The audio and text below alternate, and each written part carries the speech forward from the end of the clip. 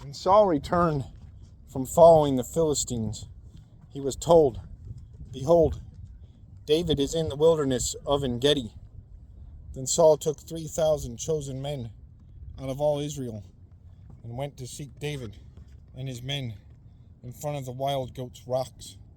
And he came to the sheepfolds by the way where there was a cave.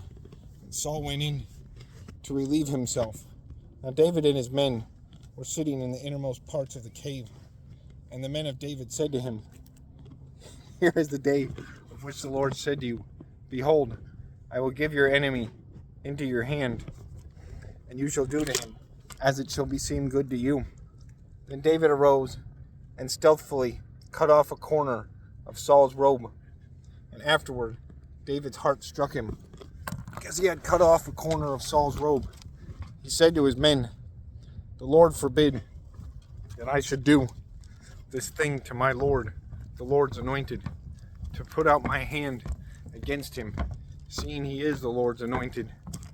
So David persuaded his men with these words, and did not permit them to attack Saul, and rose up and left the cave and went on his way.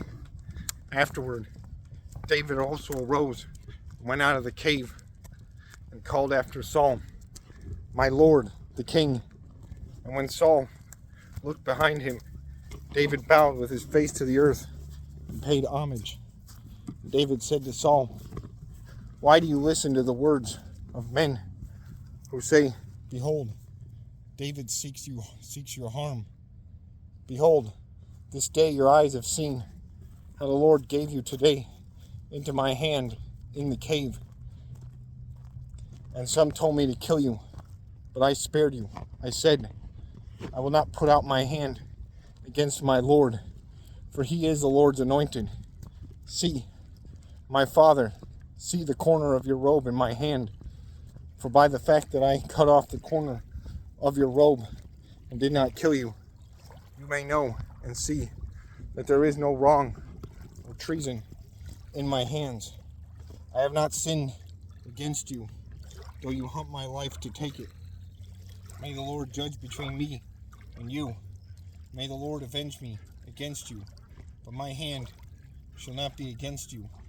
As the proverb of the ancient says, out of the wicked comes wickedness, but my hand shall not be against you.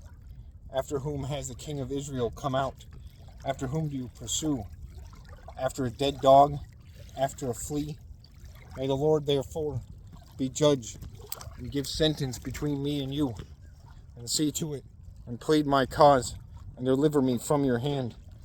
As soon as David had finished speaking these words to Saul, Saul said, "Is this your voice, my son David?"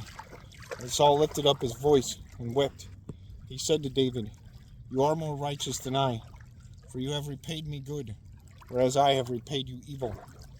And you have declared this day how you have dealt with me, and that you did not kill me, when the Lord put me into your hands. For if a man finds his enemy, will he let him go away safe? So may the Lord reward you with good for what you have done to me this day. Now behold, I know that you shall surely be a king, that the kingdom of Israel shall be established in your hand.